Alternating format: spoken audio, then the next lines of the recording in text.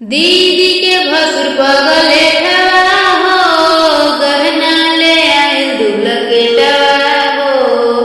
दीदी के भसुर पगले ठवा हो, गहना ले आइल दुल्हा के टवा हो। गहना चढ़ावे के तो टुकुर टुकुर ताकता, गहना के डिबावा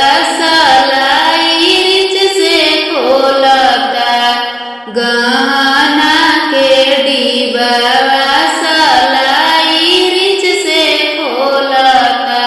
देखत रही दीदी भसुरा का चढ़ावता, देखत रही दीदी भसुरा का चढ़ावता।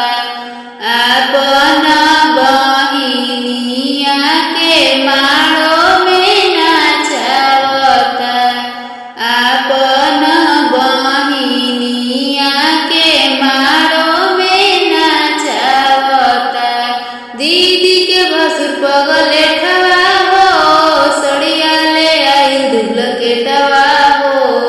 दीदी के भसुर पगले ठवा हो, सड़िया ले आइल दुल्हा के टवा हो।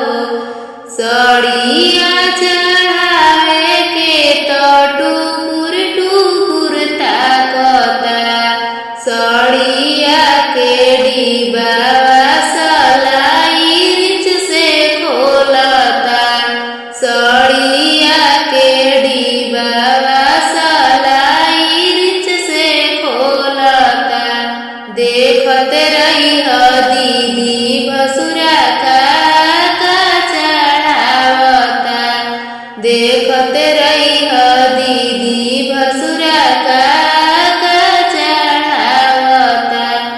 अपन बहिनिया के मारो में नाचावता, अपन बहिनिया के मारो में नाचावता। दीदी के भसुर पगले ठवा हो, फलवा ले आइल दुल्हा के टवा हो। दीदी के भसुर पगले ठवा हो, मिठाइया ले आइल दुल्हा के टवा हो। मिठाइया चढ़ावे के तो टुकुर टुकुर ताकता, फलवा चढ़ावे के तो टुकुर टुकुर ताकता। फलवा के डिबाया अपन दांतवा से खोलता, फलवा के डिबाया अपन दांतवा से खोलता। मिठाइया के डिबाया अपन दांतवा से खोलता, मिठाइया के डिबाया अपन दांतवा से खोलता। देखत रही दीदी भसुरा का चढ़ावता, देखत रही दीदी भसुरा का चढ़ावता।